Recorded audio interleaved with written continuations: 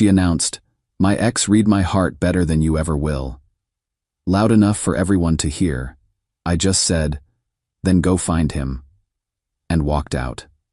Days later, when she came back in tears, she had no idea who'd be waiting for her at. So I finally figured out what I was doing wrong in my relationship, and honestly, it took a moment of complete public humiliation to see it clearly. Sometimes you need to be hit over the head with reality before you understand what's actually happening in your own life. I'm Blaze, 27, work in marketing coordination here in Seattle. Been with my girlfriend Ember for about 10 months. She's a graphic designer, creative type, really passionate about her work. On paper, we're a good match. Similar values, compatible lifestyles, shared goals about wanting something serious. Things have been mostly good between us, or at least I thought they were. But there's been this thing that's been nagging at me for a while, and I kept telling myself I was being paranoid or insecure. She mentions her ex sometimes, not constantly, but often enough that I've started noticing the pattern. Little comments about how he would have handled something differently, or how he used to do this thing she missed, or how their relationship had this dynamic that she found meaningful. The first few times it happened, I didn't think much of it. We were talking about communication styles and she mentioned how her ex was really good at reading her moods. Fair enough. People have relationship history. They learn things from past experiences. I'm secure enough to handle my girlfriend having a past, right? But then it started happening more frequently. We'd be planning a trip and she'd mention how Xander always knew the perfect restaurants to try. We'd be watching a movie and she'd comment on how he introduced her to this director. We'd have a disagreement, and she'd reference how he handled conflict differently.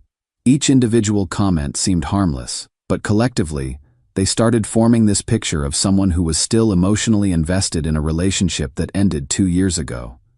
And more importantly, someone who was constantly measuring our relationship against that standard. I told myself it was normal.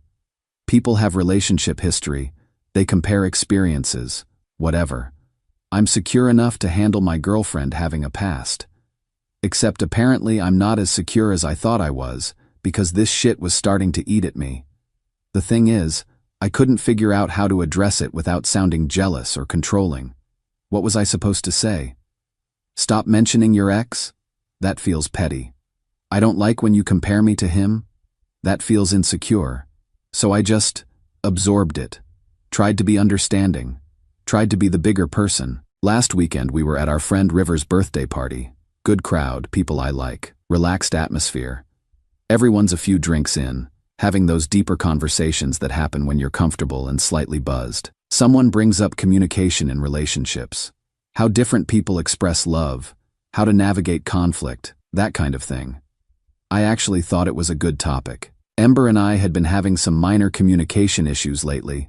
Nothing major, just the normal stuff that comes up when you're figuring out how to be together. I was curious to hear what she thought about it. That's when Ember decided to share her insights with the entire table. "You know what's interesting," she said, and I could already feel the shift in her tone. There was this nostalgic quality to her voice that I'd started recognizing. "I was just thinking about this because Xander, my ex, he always understood what I needed without me having to explain it. He just got me in ways that are hard to describe." The conversation kind of paused. I felt every person at that table glance at me, then away, then back at me. River actually winced. I could see people suddenly finding their drinks very interesting. Like, "Blaze is great," she continued, apparently not reading the room at all. But Xander had this intuitive understanding of my emotional language. He could tell when I needed space versus when I needed attention. He just knew me. I sat there for about 10 seconds, feeling this weird calm wash over me. Not anger, not hurt, just this crystalline clarity about what I was hearing. All those individual comments, all those small comparisons, had just been distilled into one public statement. "I'm not enough, and here's who would be better." "Sounds like you miss him," I said, keeping my voice neutral. "Maybe you should reach out." The table went dead quiet. Ember looked at me like I'd just suggested she burn her house down. "What?" "No, I'm not saying I want to be with him. I'm just saying he understood my communication style better." "Right," I said. "So maybe you guys should talk about that. Sounds like you have some unfinished business to work through." I finished my drink, told River happy birthday, and left. Ember followed me outside, confused and defensive. Why are you being weird about this? I was just making conversation. You weren't making conversation, I said. You were comparing me to another man in front of our friends and finding me lacking. That's not conversation. That's humiliation. You're being oversensitive. I didn't say anything bad about you. You didn't need to. You made it clear where your heart is. So go where your heart is. That's when something clicked for me that I hadn't understood before. I haven't been angry about it, which is probably the weirdest part. I just stepped back. Not in a dramatic way, not as punishment or to prove a point. I just stopped trying so hard, stopped initiating plans, stopped being available whenever she wanted to hang out, stopped putting energy into someone who was clearly still emotionally invested elsewhere. She's been texting me asking why I'm being distant, if I'm mad, whether we can talk about what happened. I'm not mad. I'm just not competing for someone's affection anymore. Here's what I realized. When someone publicly compares you to their ex and finds you wanting, they're telling you something important. They're telling you that you're not their first choice, you're just their current choice. And life's too short to be anyone's consolation prize. Maybe I'm wrong. Maybe I'm being too harsh. But right now, stepping back feels like the most honest thing I can do for both of us. Update 1. Well, she took my advice. And the results have been educational, in that way where reality starts teaching lessons that arguments never could. First, thanks to everyone who commented on my original post. Reading your responses helped me understand that my reaction wasn't an overreaction. When someone compares you unfavorably to their ex in public, that's not normal relationship behavior. That's someone telling you exactly where you rank in their priorities. So here's what's happened since then, and honestly, it's been like watching someone play out a fantasy in real time while everyone else can see it's going to crash and burn. Ember reached out to Xander about 3 days after the party. Started with a "Hey, how are you" text, then moved into, "I've been thinking about our relationship lately" territory. From what I understand through our mutual friends, because yes, Seattle's a small place and everyone knows everyone. He responded politely but briefly, standard small talk, nothing deep, definitely nothing romantic. But apparently that was enough encouragement for Ember to interpret as interest, which tells me everything I need to know about how she was reading our relationship too. Finding meaning and connection in places where it probably didn't exist. She's been persistent. And by persistent, I mean she's shown up at his coffee shop twice, his gym once, and somehow figured out where he works so she could accidentally bump into him at lunch. River told me about this because he's friends with both of us and wanted me to know what was happening. Not because he thought I should do anything about it, but because he knows I'm the type of person who'd rather have the full picture than live in ignorance. The first time River told me about the coffee shop thing, I felt this weird mix of vindication and sadness. Vindication because it confirmed that my instincts about where her heart was were correct. Sadness because I genuinely cared about this person, and watching her chase after someone who clearly wasn't interested was just pathetic. But here's what's been surprising. I'm not angry about it. I'm not even jealous. I'm just relieved. For months, I'd been feeling like I was failing at something without understanding what it was. Now I understand that I was trying to compete with a ghost, and you can't win that competition because the ghost doesn't have to deal with real-life stuff like bad breath in the morning or disagreements about whose turn it is to do dishes. Meanwhile, I've been living my life, and it's been really good. I joined a climbing gym, which I'd been thinking about for months but never followed through on. Started working on some personal projects I'd been putting off while I was focused on trying to make Ember happy. Reconnected with friends I'd been neglecting because I was spending all my free time trying to figure out why my girlfriend seemed chronically dissatisfied with our relationship. The weird thing is how much clearer everything becomes when you stop trying to manage someone else's emotions. I'd been walking on eggshells for months without even realizing it. Constantly adjusting my behavior based on Ember's moods and reactions. When you step out of that dynamic, you realize how exhausting it was. Like, I'd started second-guessing myself about everything. Should I suggest this restaurant, or would she think it's boring? Should I tell her about this work thing, or would she compare it to how Xander handled his career? Should I plan something spontaneous, or would she prefer if I checked with her first? It was like being in a relationship with someone who was constantly grading me, and I never knew what the criteria were. Now I wake up and just live my day, make decisions based on what I want to do, what sounds interesting, what feels right. It's incredible how much mental energy was being drained by trying to anticipate someone else's constantly shifting expectations. Ember's been texting me less frequently, which honestly is fine. The conversations we have had are surface level. She asks how I'm doing. I give brief but polite responses. We don't make plans. She hasn't brought up the party incident again, which tells me she probably knows she crossed a line but doesn't want to admit it. From what River tells me, Xander has been clear with her that he's not interested in rekindling anything. He's got a girlfriend now, someone named Ivy, has moved on completely, and isn't interested in rehashing their past. But Ember seems to be interpreting his politeness as some kind of hidden signal, which is exactly the kind of thing that would have driven me crazy if I was still invested in this situation. I'm not involved in any of this drama, which feels like the healthiest place to be. I'm not trying to win her back. I'm not competing with a ghost.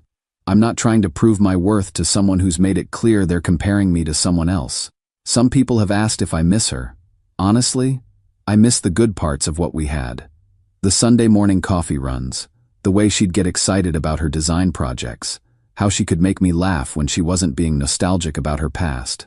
But I don't miss feeling like I was constantly being measured against someone else's memory of another person. And here's what I'm learning. The right person won't make you feel like you're auditioning for a role someone else used to play.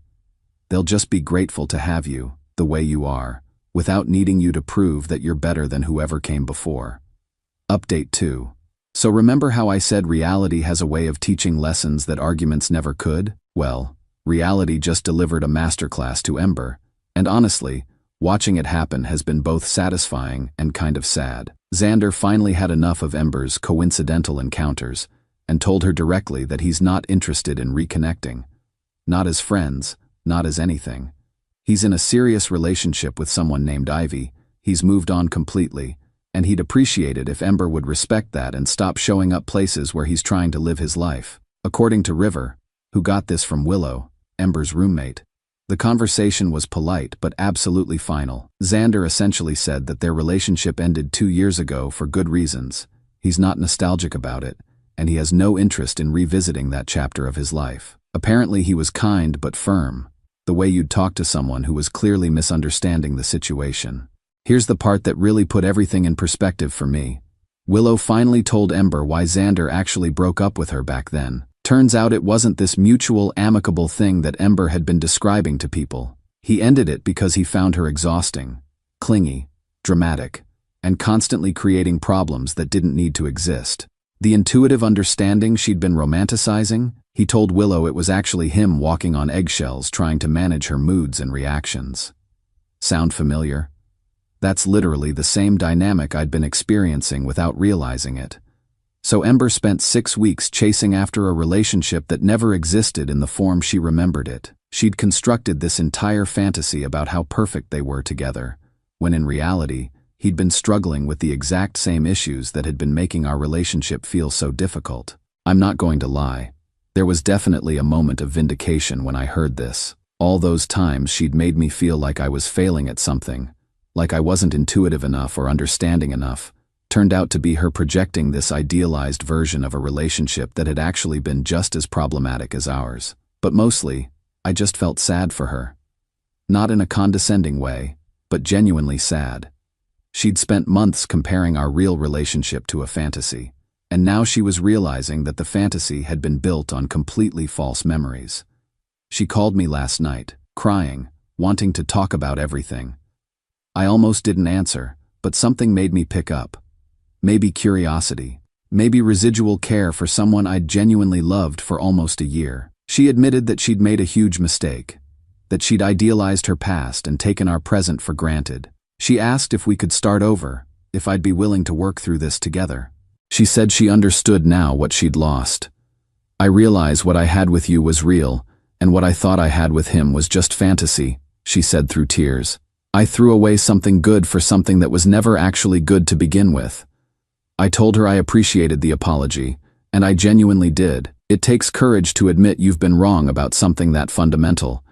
But I also told her that she'd already shown me where her priorities were. When someone's first instinct during a relationship discussion is to talk about how much better their ex understood them, they're telling you that you're not their first choice. And I'm not interested in being anyone's backup plan. But I know better now, she said. I realize what I had with you was real, and what I thought I had with him was just fantasy. Maybe, I said, but you had to lose what we had and get rejected by him to figure that out. That tells me everything I need to know about how you really felt about our relationship. The conversation was sad but not angry. We talked for about an hour, and she kept coming back to this theme of how she'd learned her lesson, how she understood now what she'd thrown away. But here's the thing. I shouldn't have to be the practice round for her personal growth. I shouldn't be the safe option she comes back to after chasing what she really wanted. I genuinely hope she learns something from this experience that helps her in future relationships. But I'm not willing to be the testing ground for whether she's really changed or if she's just temporarily scared because her fantasy didn't work out. The conversation ended with her asking if there was any chance, any possibility that we could try again. I told her I'd think about it, but honestly, I already knew the answer. Some bridges, once burned, can't be rebuilt. Not because of anger or resentment, but because the trust that held them up is gone. River thinks I'm being too harsh, but honestly, I feel more at peace than I have in months. I'm not carrying around the weight of someone else's unresolved feelings anymore. I'm not wondering if I'm enough or if someone from her past would handle things better. I've been seeing someone new, met her at the climbing gym. Her name's Sky, and the difference is night and day. She doesn't talk about her exes, doesn't make me feel like I'm competing with ghosts, doesn't use other people to make points about our relationship. She just chooses to be with me, clearly and consistently. When we have conversations about communication or relationship dynamics, she talks about us, about what we're building together, about how we can understand each other better. She doesn't reference some other relationship as the gold standard. She's present in ours. That's what I was missing with Ember. The sense that I was chosen, not settled for. The feeling that she was building something with me instead of constantly measuring it against something else. It's still early with Sky, but everything feels different, easier, like I can just be myself without wondering if myself is good enough. Final update: Ember's pursuit of Xander escalated to the point where he had to block her on all social media and threaten legal action if she didn't stop showing up at his workplace. Ivy, his girlfriend, had to get involved when Ember started messaging her directly, asking her to step aside so Xander could figure out his real feelings. The whole thing became this cautionary tale in our friend group about what happens when you romanticize the past instead of appreciating the present. According to Willow, Ember's been struggling with dating since then. Apparently, she has a pattern of bringing up her exes early in relationships, comparing new guys to previous experiences. Most people don't stick around for that kind of thing. She also had some professional consequences. When her workplace found out about the stalking behavior, it created some HR issues. Nothing career-ending, but definitely reputation-damaging in a way that followed her around for a while. Meanwhile, things with Sky have been incredible. We've been together for 4 months now, and it's the healthiest relationship I've ever been in. She's present, she's engaged with our actual life together, and she doesn't make me feel like I'm auditioning for a role someone else used to play. Last month, Ember reached out one more time. A long email about how she'd been going to therapy, how she understood now what she'd lost, how I was perfect for her all along. She asked if there was any chance we could try again. I didn't reply, not because I was angry, but because there was nothing left to say. She'd already shown me who she prioritized when she had the choice. Believing her would be like betting on someone who'd already shown their cards. The whole experience taught me something crucial about relationships. When someone shows you where you rank in their affections, believe them the first time. Don't wait for them to figure out your worth after they've chased something else and come up empty. River asked me if I ever wondered what would have happened if I'd fought for her instead of stepping back. Honestly, no. Fighting for someone's attention is just another form of auditioning. The right person doesn't make you compete for their affection. Sky chose me from day one. Not after comparing me to other options. Not after testing whether something better was available. Just chose me. That's what I was looking for without realizing it.